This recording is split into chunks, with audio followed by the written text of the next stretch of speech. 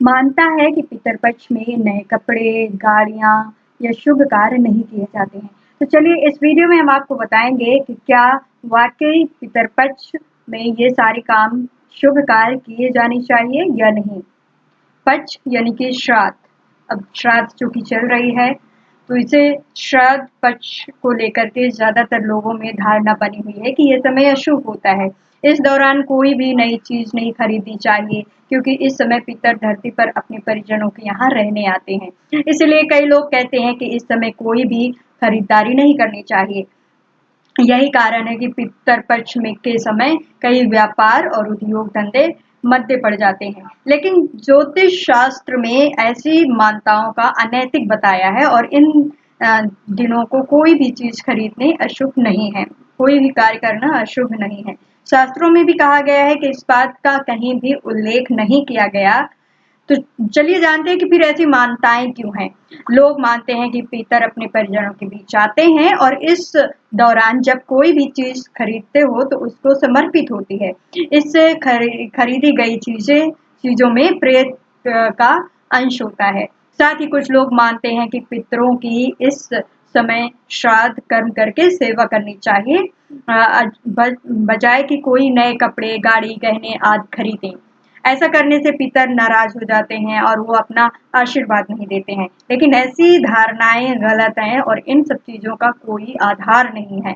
पक्ष के दौरान आपराधिक, अमानवीय और हर तरह के गलत कार्यों से बचना चाहिए। इस समय किसी के बारे में बुरा ना सोचे और ना करें।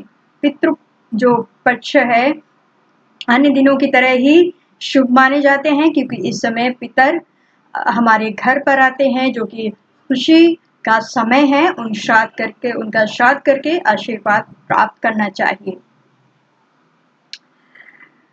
कई दिनों तक चलने वाले ये 15 पितर मतलब 16 दिन तक चलता है। 16 दिन तक चलने वाले पितर पक्ष में केवल मांगलिक कार्य जैसे कि विवाह, उपनयन, संस्कार, नींबू पूजन, मुंडन, गृह प्रवेश आदि करना अशुभ बताया गया है। ज्योतिष शास्त्र के अनुसार जब पूजन अपने परिजनों के यहाँ आशीर्वाद देने आते हैं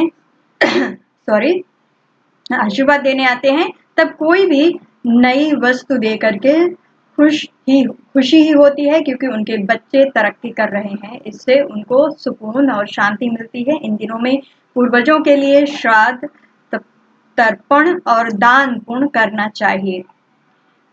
पितरपक्ष को अशुभ मानना उचित नहीं है क्योंकि इसकी शुरुआत में गणेश जी की पूजा होती है और उसके बाद नवरात्र आते हैं। ऐसे में श्राद्ध पक्ष से पहले गणेश जी की पूजा कर चुके हैं, तो श्राद्ध पक्ष अशुभ कैसे हो सकता है। साथ ही इसके पीछे माँ दुर्गा भी खड़ी हैं, तो अशुभ मानने की कोई वजह है ही नहीं। हमारे समाज में श्राद्ध पक्ष को लेकर के बहुत बड़ी गलतफहमी फैली हुई है कि इस समय नए कपड़े, गाड़ी, गहने आदि खरीदने अशुभ होते हैं।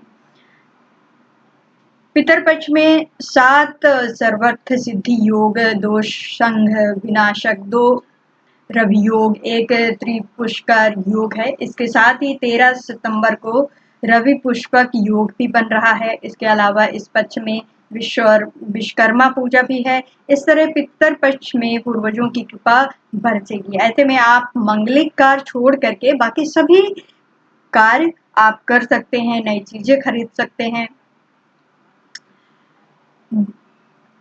तो इस तरह से ये जो मानता है कि इस पितरपक्ष में कोई नई चीजें, नई गाड़ी, शुभ कार्य नहीं करना चाहिए, वो किया जा सकता है।